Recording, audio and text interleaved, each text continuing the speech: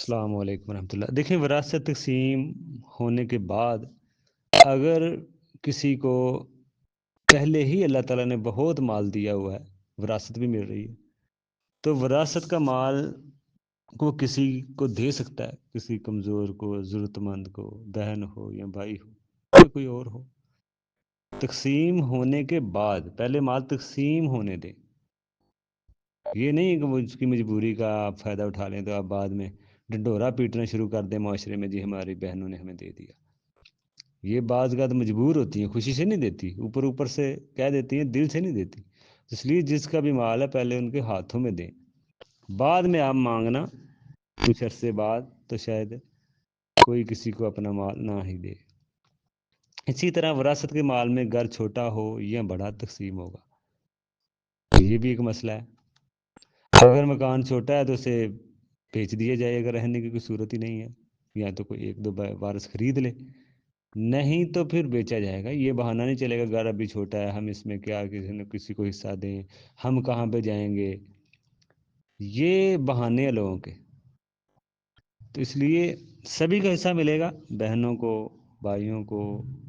آپ بیچیں گے یا سب اپنے حصے کریں گے؟ پہلے تو اس کا یہ بھی ایک حل ہے کہ ایک دو فارس خرید لے یا کسی کو کرایہ دے دیں جب تک آپ تخیر کر رہے ہیں، تقسیم نہیں کر رہے، یا کوئی چیز ویسے ہی مشترکہ اگر آپ کسی پہ رینٹ پہ دے دیتے ہیں، سبھی اس کا فائدہ لے رہے ہیں، الگ معاملہ ہے۔ لیکن اگر کسی کو ضرورت ہے، وہ بانٹنا چاہتا ہے، وہ لینا چاہتا ہے، اپنا حق ضرورت ہے، تو اس کا کوئی حل نکالا جائے گا۔ کوئی خرید نہیں سکتا تو پھر بیچنا ہی کس کا حل ہے، اور کوئی حل نہیں۔ یہ بہانہ نہیں چلے گا کہ مکان چھوٹا ہے، پلاٹ چھوٹا ہے، اس میں ہم قصہ دیں گے تو ہمارے بیوی بچوں کا کیا بنے گا۔ ایسا کوئی بہانہ نہیں چلنے والا۔ وراثت کی تقسیم میں دیر نہیں کرنی چاہیے، ٹھیک ہے نا، بلکہ ضرور بانٹا جائے مال اسی وقت۔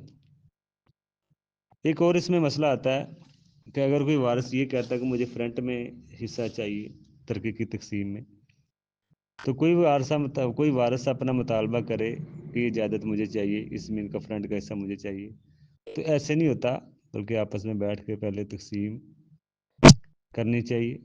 باہر سے کوئی ماہر بندہ لے کے آئیں اور وہ اپنا حصے بنائے، مارکیٹ ویلیو کے حساب سے برابر برابر، ویلیو کے حساب سے حصے بنائے، کم زیادہ آگے پیچھے والی زمین ہو سکتی ہے، ویلیو کے حساب سے برابر بنائے۔